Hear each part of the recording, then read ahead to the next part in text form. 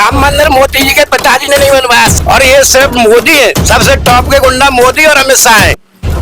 हमारे देश के सबसे टॉप मोस्ट वांटेड अपराधी मोदी और अमित शाह। इन्होंने गुजरात को 15 साल लूट के लाए, उन पैसे से इन्होंने ला करके बीजेपी पे कब्जा कर लिया। पहले जो पुराने नेता थे मुरली मनोहर जोशी, ये वरिष्ठ नेता थे, अडवाणी ने जो बीजेपी को बढ़ाने में योगदान दिया, अडवाणी और उनको सबको उठा करके कूड़े में फेंक दिया गया। और फिर अशोक सिंघल का जो पैसा था विश्व हिंदू परिषद का, जो अरबों रुपए मंदिर के नाम पर जमा था, अशोक सिंघल और प्रवीण तोगड़िया इस पैसे को बाहर से विदेशों से चंदा लाए थे, उस चंदे को सबने बीजेपी ने अपने कब्जे में ले लिया। तो राम मंदिर भी तो मोदी जी ने ही बनवा दिया। राम मंदिर मोदी जी के पिताजी ने नहीं बनवाया। सन 89 में, आपको शायद नहीं मालूम होगी, सन 89 में जब बाबा वो थे, बैठिए, कौन से बाबा थे? बैठिए देवरा बाबा। हाँ, देवरा बाबा उस समय थे यहाँ पर, राजीव गांधी उनसे आशीर्वाद लेने के लिए आए थे। उस समय देवरा बाबा ने उनको आशीर्वाद दिया था और उसी समय अयोध्या जी का मंदिर का ताला राजीव गांधी ने खुलवाया था। और बराबर जब से राम मंदिर की उसी से जभी से बराबर पूजा हो रही है। और ये अरबों रुपए इन लोगों ने, विश्व हिंदू परिषद था पहले एक, अशोक सिंघल और प्रवीण तोगड़िया उसके खासम खास हुआ करते थे। तो विश्व हिंदू परिषद था, बीजेपी को कोई जानता ही नहीं था। इन लोगों ने, बीजेपी वालों ने सबसे पहले विश्व हिंदू परिषद के अशोक सिंघल को, और फिर अशोक सिंघल का जो पैसा था विश्व हिंदू परिषद का, जो अरबों रुपए मंदिर के नाम पर जमा था, अशोक सिंघल और प्रवीण तोगड़िया इस पैसे को बाहर से विदेशों से चंदा लाए थे, उस चंदे को सबने बीजेपी ने अपने कब्जे में ले लिया। बीजेपी ने कब्जे में ले लिया तो प्रवीण तोगड़िया विश्व हिंदू परिषद को छोड़ गए और भाजपा के साथ सिंघल जी मरवा दिया, मेरा नंबर है। तो सिंघल वो छोड़ गए तो तोगड़िया जी, उन्होंने अब अखिल भारतीय वो अंतरराष्ट्रीय विश्व हिंदू परिषद बना लिया है। अब वो विश्व हिंदू परिषद को छोड़ गए क्योंकि बीजेपी ने कब्जा कर लिया, पूरा पैसा ले लिया। और ये सिर्फ मोदी है, सबसे टॉप के गुंडा मोदी और अमित शाह है।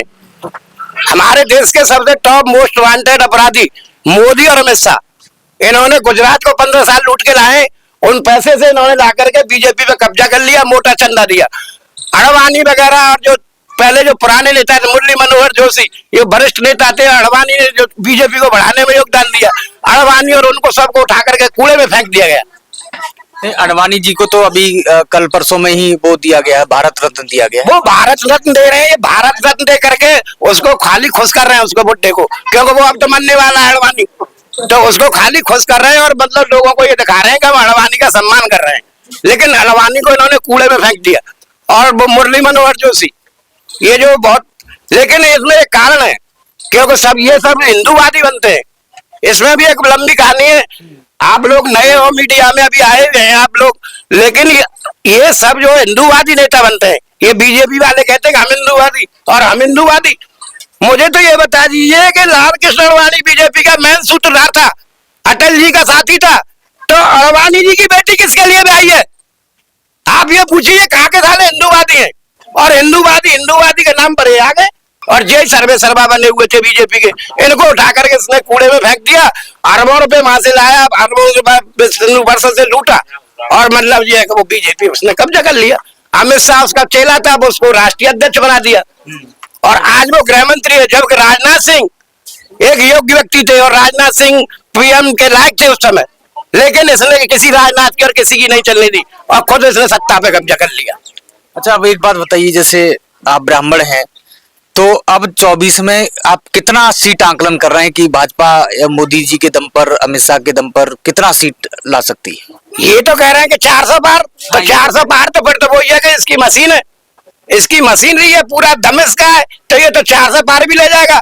और नहीं, इसकी अब के जो 200 का भी आंकड़ा नहीं आना चाहिए बीजेपी का, 150 पे ही सिमट रही है बीजेपी। तो आप मशीन मतलब ईवीएम की बात कर रहा हूँ, ईवीएम पे और उस पर पूरे पे उसका कब्जा है। आप देख रहे हो नीचे से लेकर ऊपर तक उसका सारा मामला है, तो फिर वो तो उसको 300 पार क्या 500 पार भी कर देगा और वो तो 500 से ज्यादा सीटें बढ़ा सकता है, 600 पे भी बढ़ा देगा वो तो, क्योंकि अब इसके हाथ में सत्ता है, किसी को वो देख नहीं रहा है, 80-20 को आंकड़ा चला रहा है। तो कहने का मतलब ये अकेली ममता अपने बलबूते पर टिकी हुई है।